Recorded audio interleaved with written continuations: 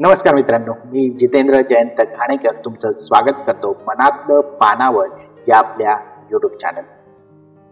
काही ओळी माझ्यासोबत या कार्यक्रमाचा आजचा नवीन भाग. आणि आज एका अशा पुस्तकाबद्दल बोलणार आहोत ज्या पुस्तकाने मला तरी प्रेमात पाडले. बघा, तुम्हालाही नक्कीच पाडेल. इंस्टाग्रामची रील स्क्रोल करत असताना मला हे पुस्तक इंस्टाग्रामच्या रीलमध्ये दिसलं. पुस्तकाचं नाव आहे तुझ्या पुढे तर काहीच नाही. हो, अपूर्व राजपूत दादाचं हे पुस्तक आहे. पहिलेच पुस्तक आहे आणि पहिल्या मी ते मागवलं. पुस्तक वाचूनही झालंय. अर्थातच मलपृष्ठ आणि मुखपृष्ठ दोघांनी तर प्रेमात पाडलंच होतं. आतल्या कविता तर लाजवाबच आहेत. एका वाचनामध्ये तुम्हाला तुमचं मन भरून येणार नाही. तुम्हाला या पुस्तकाची पारायण करायलाच लागते. 4 ओळी सुरुवात करतो आणि मग एक कविता वाचून दाखवेल. मला पाहुनी अजून सुद्धा तोच शहारा असतो का? डोळ्यांमध्ये आठवणींचा जुना पसारा असतो का?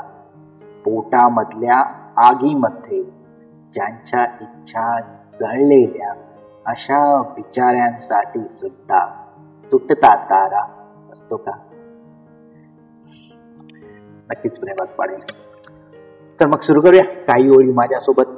आज तुझ्या पुढे तर काहीच नाही या पुस्तकातील अपूर्व राजपूत दादाची कविता मी तुम्हाला वाचून दाखवणार आहे.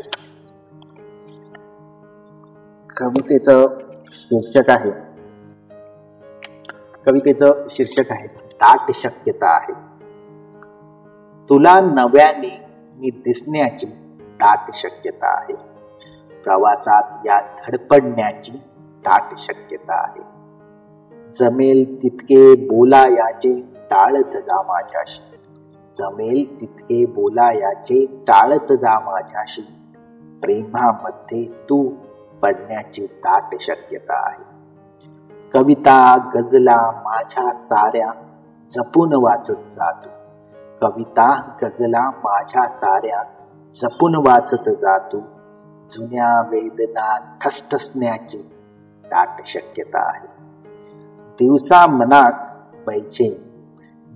मनात बैचेनी रात्रीची झोपच नाही. एक छान कविता सुचण्याची दाट शक्यता आहे. एक छान कविता सुचण्याची दाट शक्यता आहे. अप्रतिम. शब्दच नाही आहेत. अशा साऱ्याच कविता खूप सुंदर आहेत. सो पुस्तक जर तुम्ही अजूनही वाचलं नसेल तर नक्की वाचा. नक्कीच तुम्हाला प्रेमात पडेल.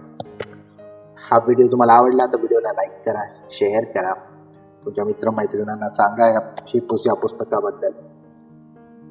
मी पुन्हा भेटेन पुढच्या भागामध्ये. तोपर्यंत जर तुम्ही चॅनलला सबस्क्राईब केलं नसेल तर सबस्क्राईब करून टाका. नोटिफिकेशन बेलवरती क्लिक करा. धन्यवाद.